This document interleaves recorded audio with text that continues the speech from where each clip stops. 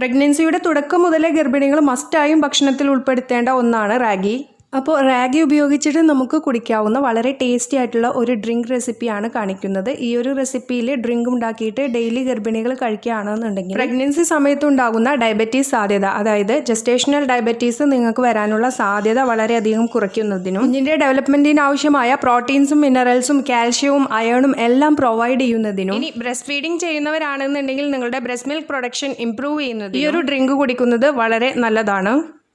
പ്രത്യേകിച്ചിപ്പോൾ നോമ്പ് സമയമാണ്. ഈ ഒരു സമയത്ത് നിങ്ങൾ നോമ്പ് നോൽക്കുന്നുണ്ടെങ്കിൽ എന്തുകൊണ്ടും നിങ്ങൾക്ക് കുടിക്കാവുന്ന വളരെ ടേസ്റ്റി ആയിട്ടുള്ള ഹെൽത്തി ഡ്രിങ്കാണിത്. അപ്പോൾ നമുക്കിത് എങ്ങനെയാണ് തയ്യാറാക്കുന്നതെന്ന് നോക്കാം. ഇതിന് വേണ്ടത് 1 കപ്പ് റാഗിയാണ് ഞാനിപ്പോൾ എടുത്തിട്ടുള്ളത്. ഈ ഒരു റാഗി മൺചട്ടിയിൽ ഒന്ന് വറുത്തെടുക്കണം. മൺചട്ടിയിൽ വറുക്കുന്നതാണ് ഏറ്റവും നല്ലത്. ഇനി നിങ്ങളുടെ കയ്യിൽ മൺചട്ടി ഇല്ലാന്നുണ്ടെങ്കിൽ നോൺ സ്റ്റിക്ക് പാന് പരമാവധി ഉപയോഗിക്കാതിരിക്കുക. മാത്രമല്ല നോൺ സ്റ്റിക്ക് പാനിൻ്റെ കോട്ടിങ് ഇളകി വരാനുള്ള സാധ്യത. മൺചട്ടിക്ക് പകരമായിട്ട് സ്റ്റീലിൻ്റെ അടികട്ടിയുള്ള പാത്രങ്ങളും ഉപയോഗിക്കാം. റാഗി നന്നായിട്ട് വറുത്തെടുക്കണം. കാരണം ഈ ഡ്രിങ്ക് ഉണ്ടാക്കുമ്പോൾ നമ്മൾ ഈ റാഗി പിന്നീട് കുക്ക് ചെയ്യുന്നില്ല.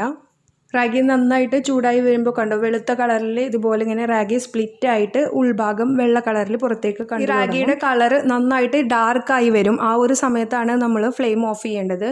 അപ്പോൾ നമുക്കിത് രണ്ടിൻ്റെയും കറക്റ്റ് ചേഞ്ച് കാണാൻ വേണ്ടിയിട്ട് ഞാനിവിടെ ഒരു പിക്ചർ കൊടുത്തിട്ടുണ്ട്. കണ്ടോ, റാഗി നന്നായിട്ട് വറുത്ത് കഴിഞ്ഞാൽ ഡാർക്കായിട്ട് മാറും. അപ്പോൾ ഈ ഒരു കളറിൽ ചേഞ്ച് ആവുന്നത് വരെ വറുത്തെടുക്കുക. അതിനുശേഷം നമുക്ക് ഇതൊന്ന് അല്പം ചൂടാറിയതിന് ശേഷം ഒരു മിക്സിയുടെ ജാറിലിട്ടിട്ട് നന്നായിട്ടൊന്ന് അരച്ചെടുക്കാം. നന്നായിട്ട് അരച്ചെടുത്തതിന് ശേഷം നമുക്കിതൊന്ന് അരിച്ചെടുക്കേണ്ടതുണ്ട്. അരിച്ചെടുക്കുക എന്ന് പറഞ്ഞാൽ അത്യാവശ്യം വലിപ്പമുള്ള അരിപ്പയിലൂടെ അരിച്ചെടുക്കണം. ഫുള്ളായിട്ട് നൈസായിട്ട് അരിച്ചെടുക്കേണ്ട ആവശ്യമില്ല.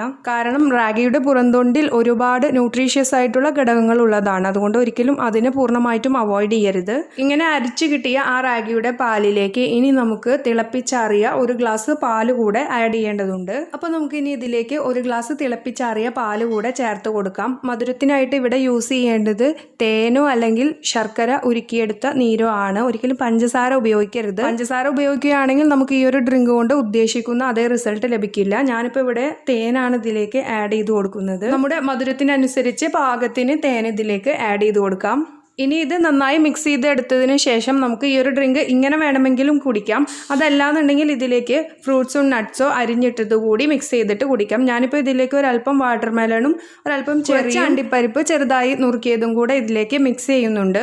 ഇതില്ലാതെയും ഈ ഒരു ഡ്രിങ്ക് അല്പം തണുപ്പിച്ച് കുടിക്കുകയാണെന്നുണ്ടെങ്കിൽ വളരെ ടേസ്റ്റിയാണ്. പ്രത്യേകിച്ച് ആ റാഗി വറുത്തിട്ട് നമ്മൾ അരച്ചെടുക്കുമ്പോൾ ഉണ്ടാകുന്ന ആ ഒരു സ്മെല്ല് ഈ ഒരു ഡ്രിങ്കിന് ഒരു സ്പെഷ്യൽ എഫക്റ്റ് നൽകുന്നുണ്ട്. അപ്പോൾ വീട്ടിലെല്ലാവർക്കും തന്നെ വളരെ ടേസ്റ്റി ആൻഡ് ഹെൽത്തി ആയിട്ടുള്ള ഈ ഒരു ഡ്രിങ്ക് കുടിക്കാവുന്നതാണ്. പ്രത്യേകിച്ച് പാല് കൂട്ടുന്നവരും ഗർഭിണികളും ആണെന്നുണ്ടെങ്കിൽ ഇത് നിങ്ങൾക്ക് ഒരുപാട് ബെനിഫിഷ്യൽ ആണ്. അപ്പോൾ തീർച്ചയായിട്ടും ഈ ഒരു ഡ്രിങ്ക് എല്ലാവരും ട്രൈ ചെയ്ത് നോക്കുക. നിങ്ങളുടെ അഭിപ്രായങ്ങൾ താഴെ കമൻറ്റ് സെക്ഷനിൽ ഡ്രോപ്പ് ചെയ്യാൻ മറക്കരുത്. മറ്റൊരു വീഡിയോയുമായി വീണ്ടും കാണും വരേക്കും ടേക്ക് കെയർ. അസ്സലാമു അലൈക്കും.